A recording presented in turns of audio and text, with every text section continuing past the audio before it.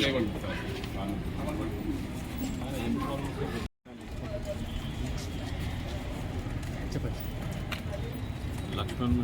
అందాజా 50 సంవత్సరాల వయసు గల వ్యక్తి. గత 20 రోజుల నుంచి ఆయన హెల్త్ ప్రాబ్లమ్స్ తోటి సఫర్ అవుతా ఉన్నాడు.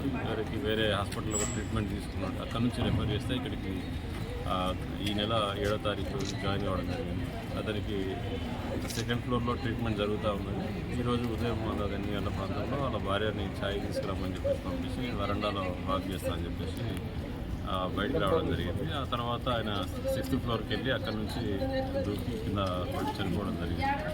గత 20 రోజుల నుంచి ఆయన హెల్త్ ప్రాబ్లమ్స్తో సఫర్ అవుతూ దాంతో చనిపోయినట్టు ప్రాథమికంగా తెలుస్తాం. సెక్యూరిటీ సిబ్బంది అక్కడ ఉండేనా సార్? సెక్యూరిటీ సిబ్బంది ఏదైతే ప్రయత్నం చేస్తున్న క్రమంలో సెక్యూరిటీ సిబ్బంది కూడా ఆపడానికి అతన్ని రెస్క్యూ చేయడానికి ప్రయత్నం చేసినారు. బట్ ఆ టైంలోనే రీచ్ అయ్యే లోపల జంప్ చేయడం జరిగింది. నిజామాబాద్లో లక్ష్మణ్ అనే వ్యక్తి 7వ తారీఖు రోజు అడ్మిట్ అవ్వడం జరిగింది. తనకి ఒళ్ళంతా వాపులు ఆయాసంతో అడ్మిట్ చేశారు. సో హార్ట్ ఫెయిల్యూర్ ఉన్నట్టుగా గుర్తించి ట్రీట్మెంట్ జరుగుతూ ఉంది.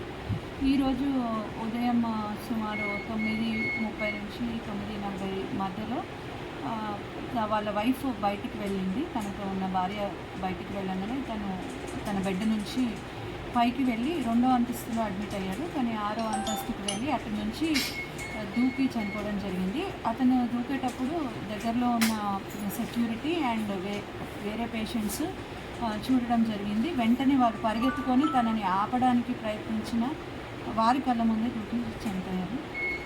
అండ్ మేము ఈ ఇష్యూకి బాధపడుతున్నాము. కానీ మైండ్లో అతను చాలా గట్టిగా బరువుగా ఉన్నాడు. మన వాళ్ళు పట్టుకోవడానికి ప్రయత్నించినా కానీ అతన్ని ఆపలేకపోయారు. చనిపోవడం జరిగింది.